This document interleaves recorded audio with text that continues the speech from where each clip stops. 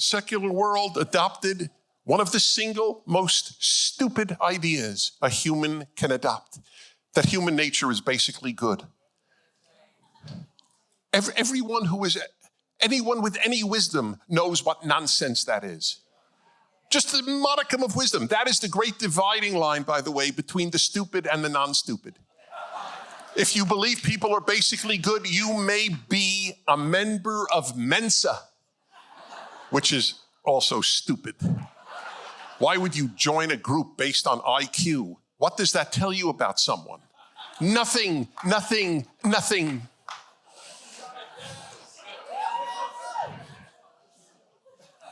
This division is huge.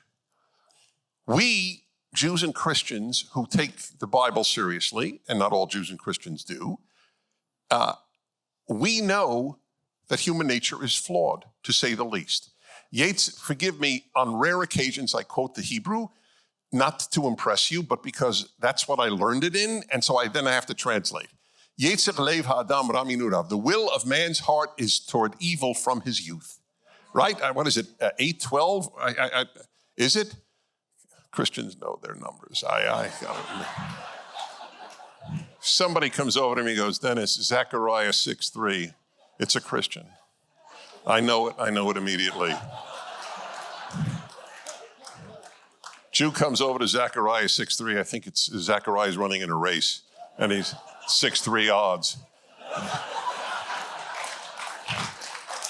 Anyway, only because I kid around about both Jews and Christians because I'm so comfortable with both, but the Christians know, a lot of Jews know their scripture, but not verse and chapter like as well as Christians. Anyway, the verse is, man's heart is towards evil. The will of man's heart is towards evil from his youth. We know that. I learned that in third grade. In third grade, and this is no credit to me at all, I believe that, let's say by fifth grade, I believe I had more wisdom than 95% of the students at Harvard. And it had nothing to do with me. Nothing. I achieved nothing. But I was learning the Bible half the day.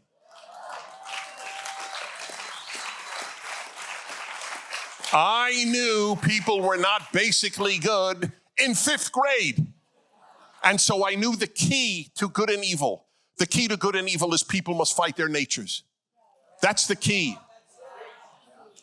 As I have said all of my radio career, the great difference, or one great difference between secular and religious education, and I don't care if it's secular public school or secular private school, is this. I was taught from the earliest age, the greatest problem in Dennis Prager's life is Dennis Prager. That's what I was taught. Every kid in my class was taught that about him or herself. In secular school, you learn that the greatest problem in your life is America, your parents, or anything outside of you. That's why you can't be wise in the secular world. You can have knowledge, you can't have wisdom. The secular world has no wisdom. None.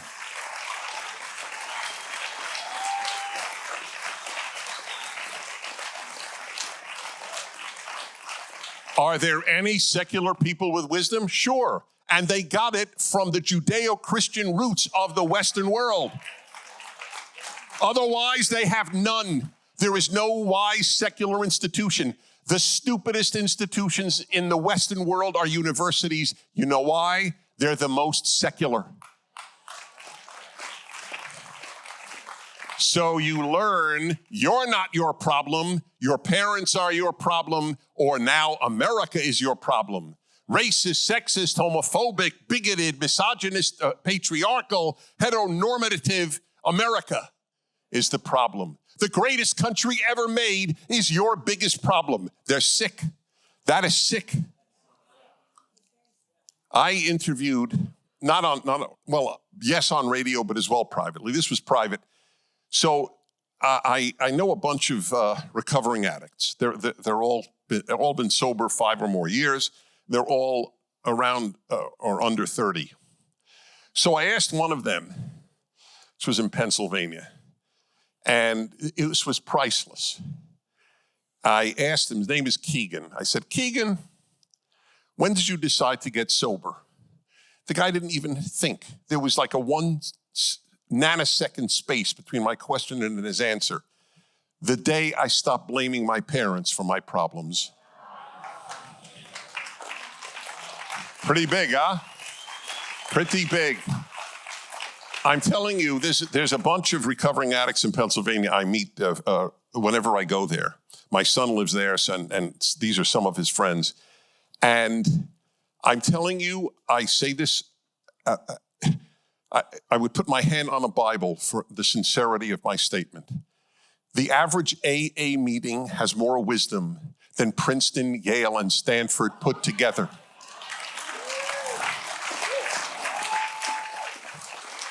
And I learned this from the radio. I've been on radio for 38 years. People call me from all over America, sometimes even the world. And a lot of times they come out with these brilliant insights. And I go, where'd you pick that up, AA? Where'd you pick that up, AA? AA? I knew nothing about AA. And then I started to read. I read the big book, and I started studying. And of course, it's all predicated on the higher power. That's the whole, it doesn't work without God. It doesn't work. There is no secular answer to addiction. There is no secular answer to anything.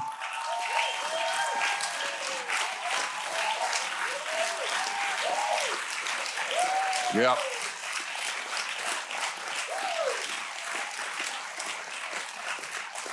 And I'd like you to know when I realized this. I wrote about it. It's on the internet. I have 1,000 columns there. If you want to binge read, you'll do well. They're very good columns. About 25 years ago, I originally wrote a column titled, How I Found God at Columbia, which is not the common thing that people write about. But it happened, and I took a vow in the beginning of my radio career never to exaggerate. It works for a while, but over time, people don't take you seriously.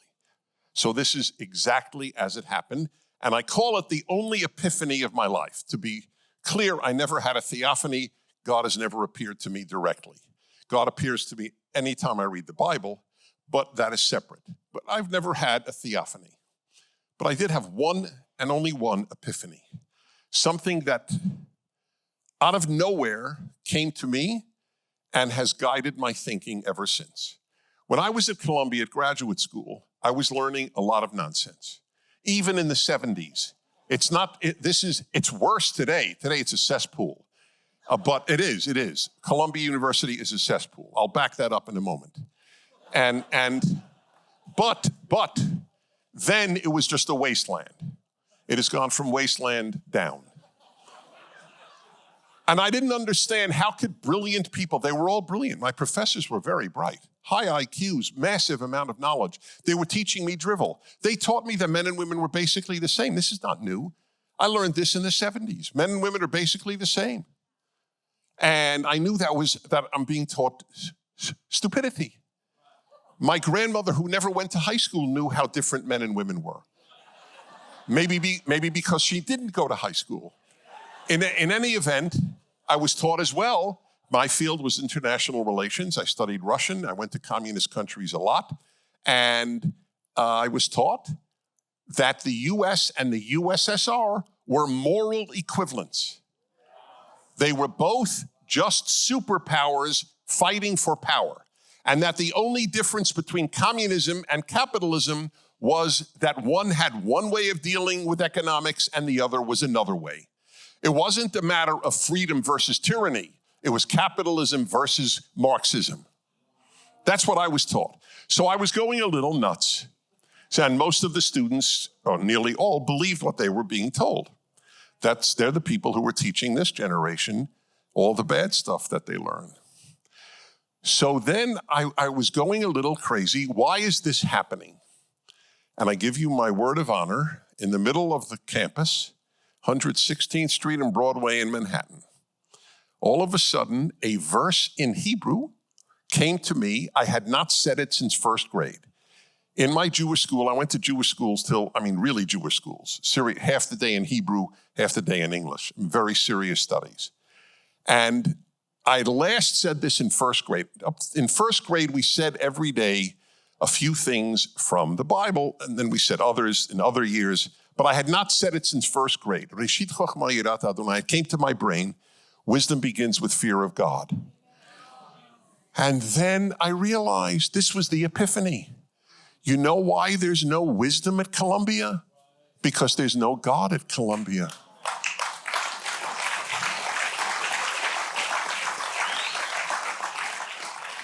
There was no wisdom in the 1970s. Today, it is much worse. Today, last year, Columbia University had a separate graduation for black students.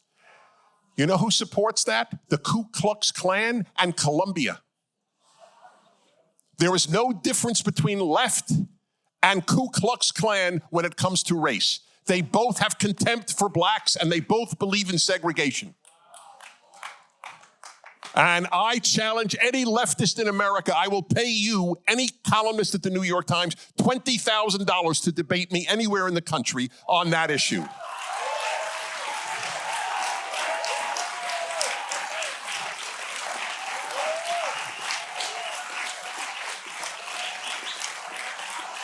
But my friends, but they don't debate. There's no fee I could pay. I offered before Larry Elder ran. Larry and I have been close for 30 years. I brought him to radio. I am so proud of that fact. He is such a giant. And I offered before he ever ran for governor. I said, I will pay $10,000, $20,000 to any left-wing charity you want for Ibram X. Kendi or Ta-Nehisi Coates or the author of White Fragility, any of them to debate Larry Elder. Anywhere in the country. Have your own moderator. Bring 4 of you. He'll still have a massive advantage. There is a lesson. The left does not debate. Never. They never debate. They smear. The Los Angeles Times, to its everlasting contempt, said that Larry Elder was the black face of white supremacy. And the scum who wrote that is still employed as a columnist at the Los Angeles Times. Scum is right. That's correct. Forgive me for the language. I can't, that's the best term I could. He's my man. He is my man, I got to tell you. You're blessed with him and this church. This is so. All of this is a very important thing to understand. The death of God and the death of Judeo-Christian values leads to the death of society. I tell my fellow Jews, what happened in Europe when Christianity died? What did we get? Boy Scouts? We got fascists, communists, and Nazis. What are we going to get in America when that dies? Answer me. I just want to know. Ask anybody. Ask your friends. Ask your friends who vote Democrat. They're nice people, by the way. The amount of harm nice people do is immense. It's just, I'll tell you where I learned that. Minnesota. I mean it. There's a term, Minnesota nice. Because they're so nice in Minnesota. I've been there 25 times at least. Minnesota, and it's Minnesota, California, Texas, Florida, I think are the states that most provide the people who help PragerU. So I have a very great affection for Minnesota. They're very nice there. If you go there, people are polite and kind, and they vote for despicable human beings. So never confuse nice and wisdom.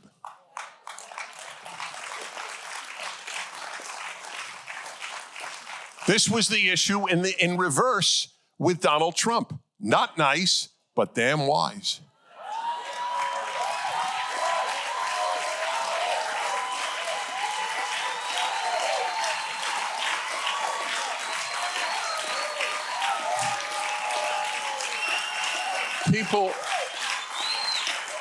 Right. That one wasn't for me. That was for him. I understand that. That's fine. Yeah, this was an amazing thing to me. People speaking about how they didn't like Donald Trump, and he had an affair with a porn actress, and I'm thinking, and so therefore what? And well, he's not a model for my children. So I was thinking, okay. I was a child. Never once did I think the president is my model. Who thinks that way? You know who my male models were? My dad, my older brother, my uncle, my rabbi.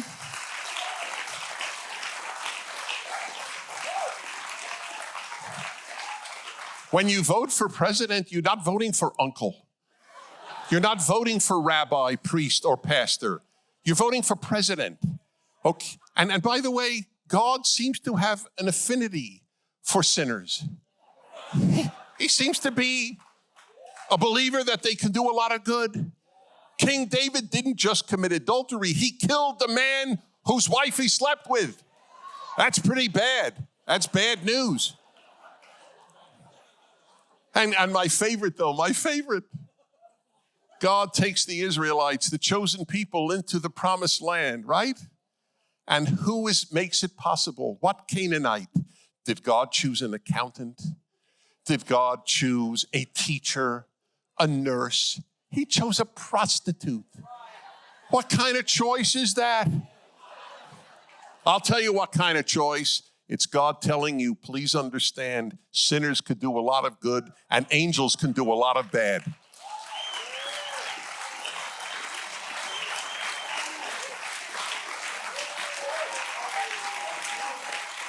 It's a wise book.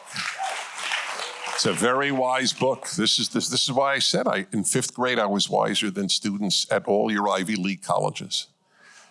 Not because of me, because of what I was taught. From I'm the biggest problem in my life to people are not basically good.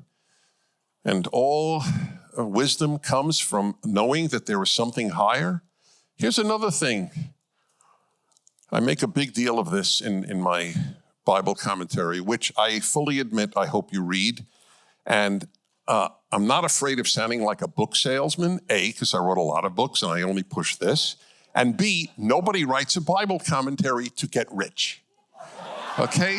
Just for the record. Okay? I assure you, another book on happiness would have done real well. As it happens, I have to admit, to my unbelievable shock, my Bible commentary was number 2 on Amazon of all books sold in America. I'm thrilled beyond words. By the way, better than that, I got a better one. So the next volume is Deuteronomy. It's 5 volumes on the first 5 volumes of the Bible. The Torah, as Jews know it, but the commentaries for everybody of every religion and no religion. Costco ordered 25,000 copies of Deuteronomy. And I keep telling people that is a sign of the Messianic age. Right, for you, second time, for me, the first time. But in any event, it is definitely Messianic. If Costco orders Deuteronomy, that's a big deal. By the way, however, I will say this. There's no question. The real test will come with Leviticus. If Costco orders 2,000. If Costco orders 107 copies of Leviticus, we're in a very special time in American history. By the way, to give you an idea, I really want to do this test, and I think I will, because some of you, if you watch PragerU, especially young people, know Will Witt. I think, I'll tell him that 32 of you applauded. And anyway, so I would have sent him to Harvard, and I'm just going to have him stand, and we can definitely do this now that I think of it. And I'll remember I thought this idea up here. I say, Will, I want you to go to Harvard, and I want you to just stand in the main square and ask students, what is Leviticus? Interesting, right? If 10% know it, I will be pleasantly shocked. I believe none know it, unless by chance they went to a Christian or Jewish school, obviously. But if they went to any secular school, it is very unlikely. You know what's on the Liberty Bell? The Liberty Bell has one thing written on it, a verse from Leviticus. And you shall proclaim liberty throughout the land unto all its inhabitants, or unto all, there we go again, the Hebrew and English. You shall proclaim liberty throughout the land unto all its inhabitants. Leviticus 25. And first of all, it's so interesting, the founders knew Leviticus. That alone is such a powerful statement. This wasn't, and in the beginning God created the heavens and the earth. Everybody knows that one. But this is from Leviticus, not a well-known book.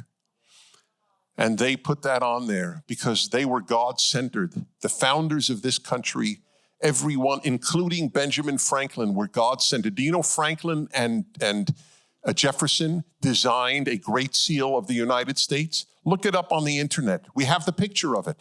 It was the Jews leaving Egypt. Moses standing with a rod, the cloud guiding them unto the sea, and Pharaoh's chariot about to drown in the sea. That was what Franklin and Jefferson called deists. And they weren't, but they were called deists. That's how God-centered and Bible-centered they were.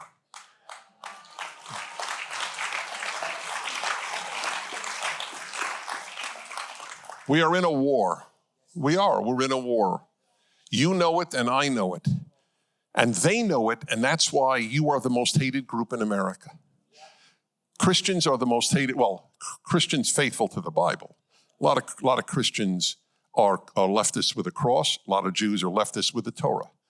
But Christians who are faithful to the Bible, like you are the most hated group in the United States. You're the only group that is allowed to be hated. And by the way, isn't it interesting? You ever hear of Islamophobia? What do you call hatred of Christians? There is no word. Shows you the lies that we live with. There's no Christian hatred? Christians are being killed in the world today more than any other religion on earth. And there's no word for Christian hatred. Because the media couldn't care less, to be perfectly honest. That's the fact. You are hated, which means you're doing something right.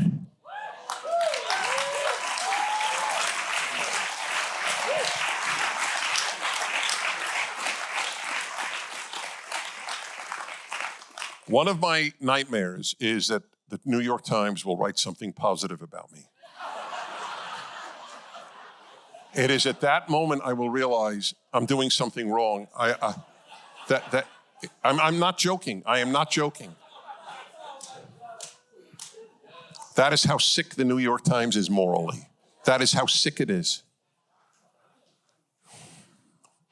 There's a girl who you may have heard sit in for me. I never had anybody under 50 sit in for me, and she's 21.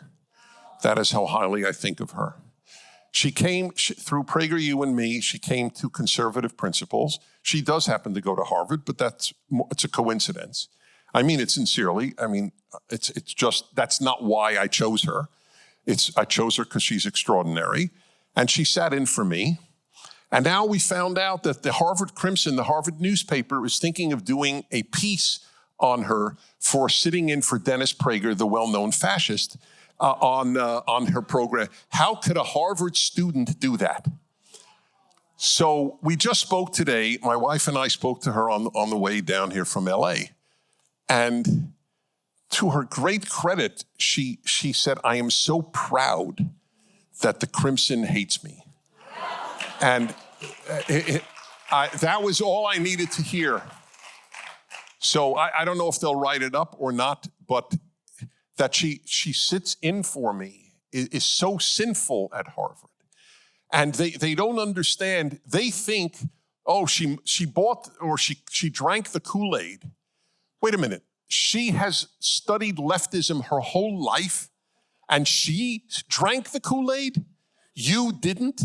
You who have not questioned a thing you have heard since kindergarten, you are the ones saying that she's the one who's brainwashed? When did you change your mind on one thing told to you by one teacher since first grade, you Harvard students? Not once. You drank it all in like it's gospel truth, to a bad simile, because they don't believe in that, obviously. No, they believe men give birth. This is a very big deal that you have to say men give birth. You have to say it. If you don't say it, you're a hater, and now you're a denier of science. Science now backs the notion that men give birth. That's their line. Here is the proof. You ready? To give you an idea of the corruption in America. The American Medical Association has announced that no birth certificate in America should list the sex of the newborn. The American Medical Association. If what I told you is wrong, I should never be invited to speak again. But if what I told you is right, you should all ask your doctor, what do you think about the AMA statement that there should be no sex listed on a birth certificate? Are you protesting it? And if the answer is no, find another doctor.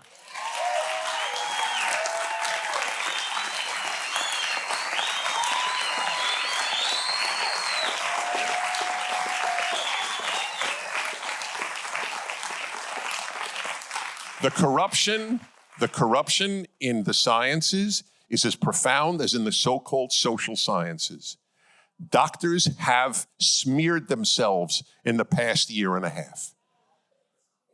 There are doctors who won't treat people who are not vaccinated. This is the first time in American history doctors have said they'll treat murderers, mass murderers, rapists. During the AIDS epidemic, you think they wouldn't have treated somebody who had anal sex at a bathhouse?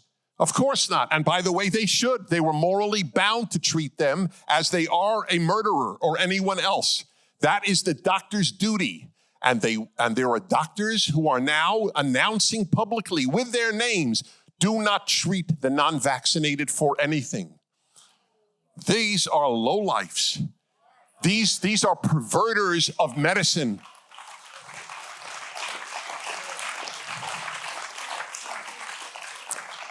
There's a reason for this, and here's the reason.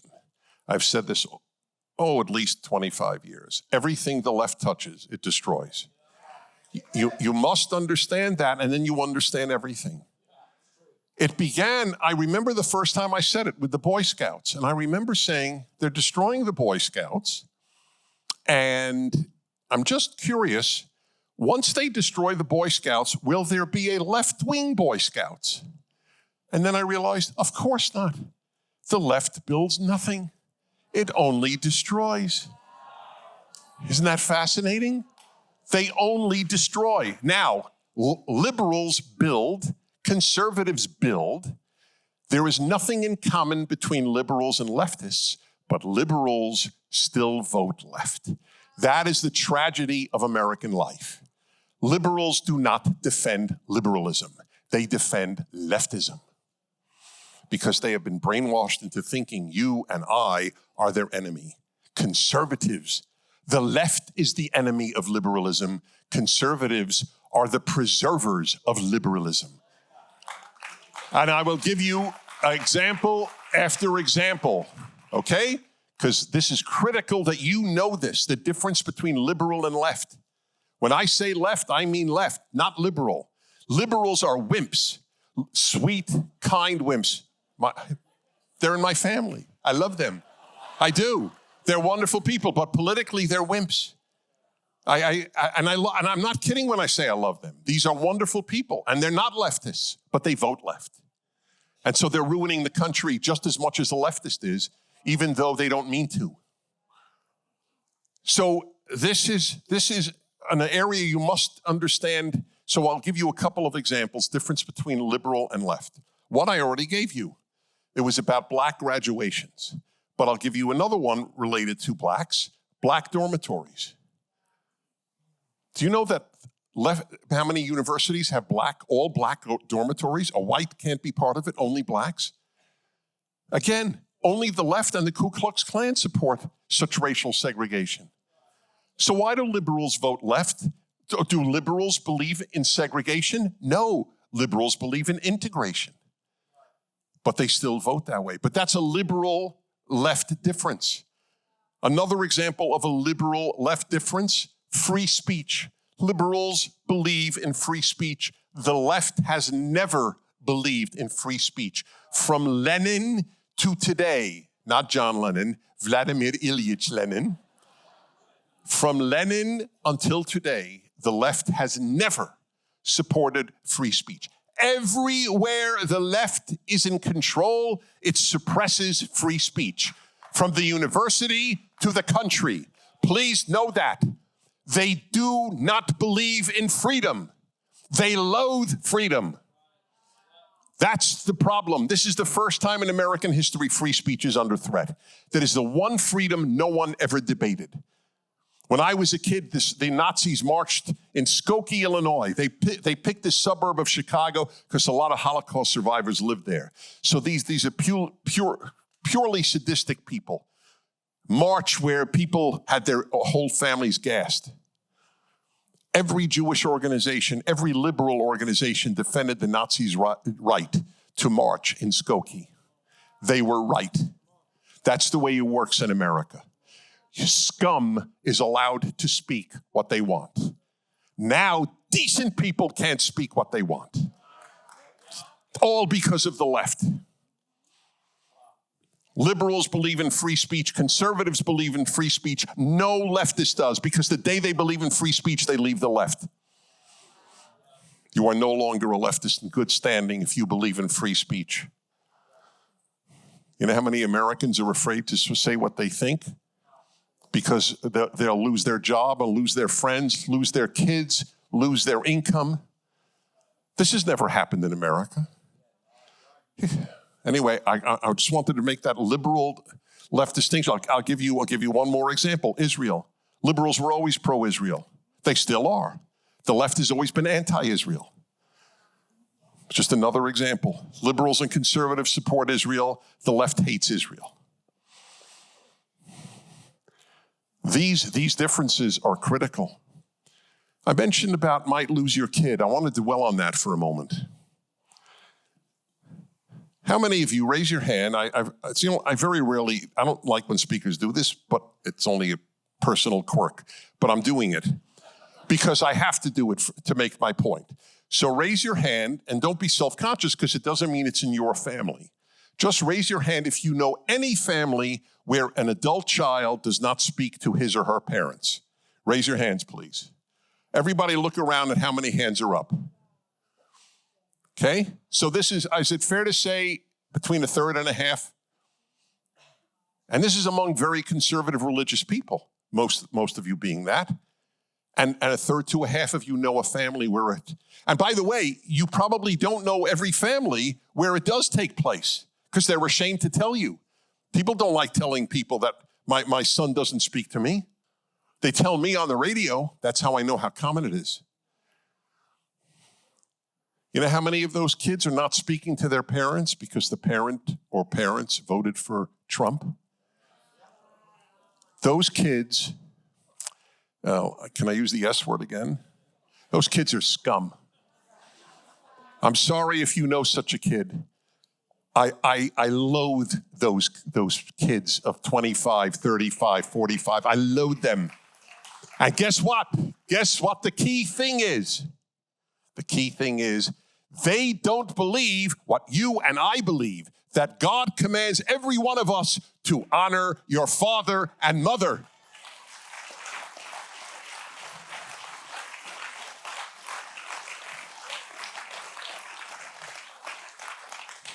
Do you know anybody who won't speak to a parent because they voted for Biden? I don't.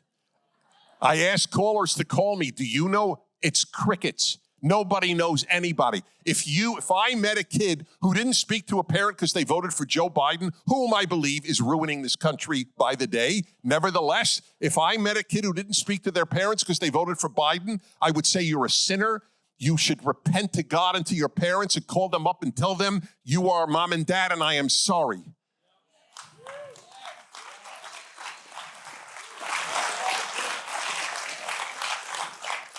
But you see, you and I believe that we are accountable to God. The left doesn't. Changes your life. I had problems with my parents. Most people do. I had problems in my late teens and my early 20s.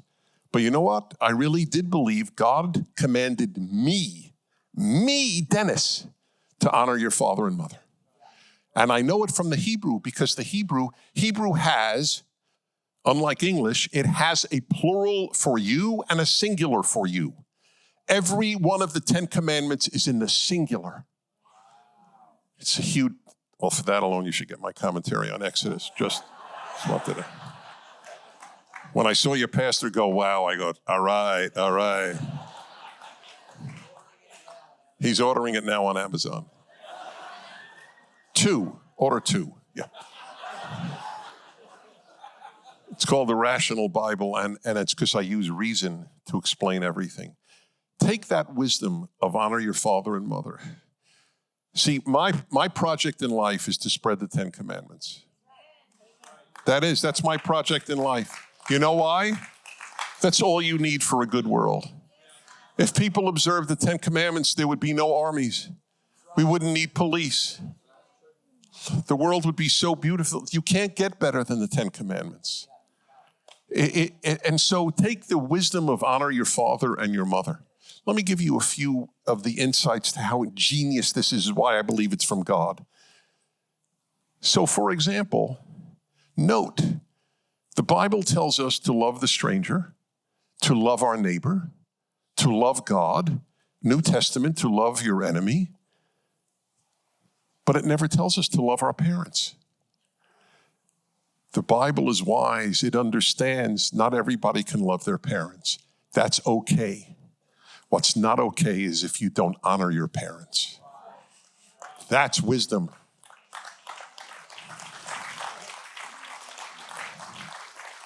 You don't love your parents who voted for Trump? Okay, you're entitled. I got this insight in one of my first years of radio.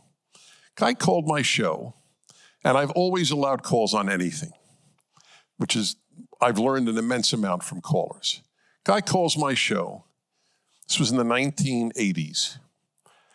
And I would say he's about 40 years old. He said, Dennis, you got to help me out here.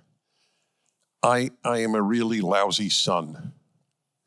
And I go, oh, and tell me why you feel that way. He said, well, for the last 10 years, I have been the sole financial, emotional, physical support of my ailing mother. And to be honest, there were times I wish she would pass away from her illness. So I said to the guy, I just want you to know, I think you are one of the best sons I have ever had the honor to speak to. He actually said, I'll never forget this, you're making fun of me, aren't you? I said, first of all, I never make fun of listeners. Number two, I am as serious as I can be. I don't judge you by what you think. I judge you by what you do.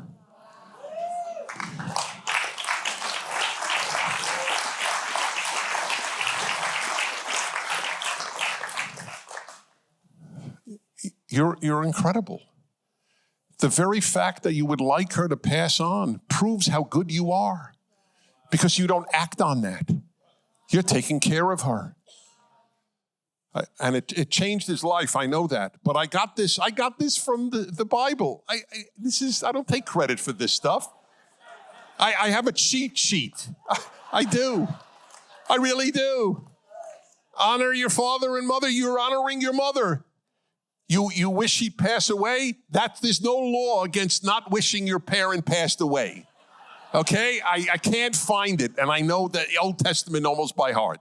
Okay? I can't find it, and I'm sure it's not in the New Testament, which I know, but not as well as the Old. So the guy didn't understand. That's what matters. He's honoring his parents. I'm not asking you to love them. You have to honor them. I had problems with my parents at those years, But you know what? When I moved out of my parents' home at 21, and I called my parents every week the rest of my life, till my mother died at 89 and my father at 96. There wasn't a week I missed, and I've been to 130 countries. I called them from everywhere. And I did it because of the commandment. Later on, I did it to make them feel good, and certainly we reconciled and everything, but I did it because of the commandment. That's good. You know that this will fascinate you. In the Talmud, the second holiest work in Judaism, is the following statement, 2,000 years ago from the great rabbis. It is better to do the right thing because God commanded it than because you think it's the right thing to do, which is completely counterintuitive. Alan Dershowitz, whom I give great credit to, he has courage. He's a liberal with courage, which means he's not a leftist. And he has taken on the left, and he has defended Trump even though he didn't vote for him. So he and I have had 3 public dialogues in Miami, New York, and in LA, and on the radio. And he's secular, completely secular. And he said, Dennis, I have great respect for you, which he does, but I'm a better person than you, which is fine. I have no issue with that. And I said, why? He said, because I do the right thing because I believe it's the right thing. You do because you think God wants it. So here's the point, the genius of the Talmudic statement. What if you think the wrong thing? What if you come up with a bad idea? I'll rely on the guy who does it because God commands it way sooner than on the guy who thought it was a good idea.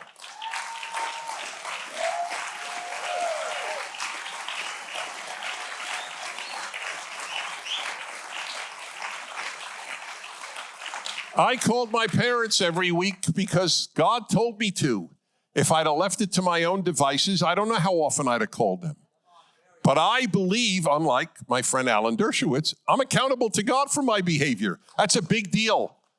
And given the weakness of the human condition, it's a pretty important condition. It helps achieve goodness on this planet. By the way, Pastor, what does that mean, minus 1954? Does that mean that's how much left or how much I gone over? I think it's how much I went over, isn't it? No. It's all right. Thank you. Okay. I feel bad. No, I feel bad because I didn't say it in order for you to applaud. I really don't know what it means. I think I went over, but it's okay. I hear you. Anyway, the pastor and I are going to dialogue, so I'm not even finished when I'm finished. You'll be very happy when I'm finally finished. But these are the great ideas. This is the battle. That's why you're hated. You stand for someone that we're accountable to. Who's a leftist accountable to? Their conscience. Oh, wow, that's gotten us very far in history, hasn't it? You're accountable to your conscience. That's great. Every murderer in prison was accountable to his conscience. Roy Baumeister is one of America's leading criminologists, and I interviewed him a number of times. He has written and told me on the air, of all the people he's ever treated as a psychologist, the ones with the greatest self-esteem are murderers. And he's right. Think about it. You got to think real well of yourself to think you could take somebody else's life. You must be the center of the earth. They're just a piece of crap. That's something. I mean, I find it hard to in any way not treat somebody beautifully, because I walk around thinking they're all created in God's image. Right? Isn't that a good way to walk around life? Even this person is in God's image. To give you an idea of how sick what the left has created is, they not only do they tell us that men give birth, they tell us that colorblind is racist. That's right. Read it. That's what they say. Colorblind is racist. So if I see you before I see your color and I attach zero significance to your color, I'm a racist. That's exactly what the Ku Klux Klan believes. If you're black, I know a lot about you. That's pure racism. But if you're black, I know nothing about you. If you're white, I know nothing about you. Your skin color is as important as your shoe color. No, I'm wrong. Less important. And let me tell you something. When I say that at a college campus, there's booing. That's how bad it is. Skin color is important. I look at them. You believe skin? Tell me, what does it say about you? Tell me, what does it say about your heart, your mind, your loves, your personality, your interests, your values? Tell me one thing your skin color tells me about you. It tells me nothing.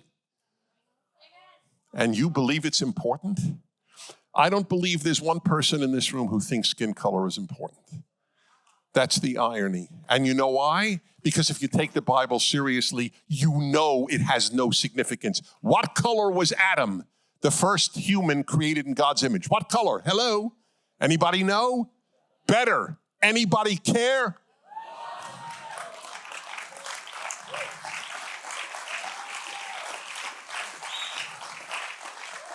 So I will end with this. This is a very big deal. So when I hear that men give birth, men menstruate, it is not women giving birth, birthing persons. Medical schools now say birthing persons. Did you know that? Yeah, look that up. Birthing persons. So this has given me a deep insight into the left. The left ultimate aim, aside from power, that's their most immediate aim, but their ultimate aim is chaos.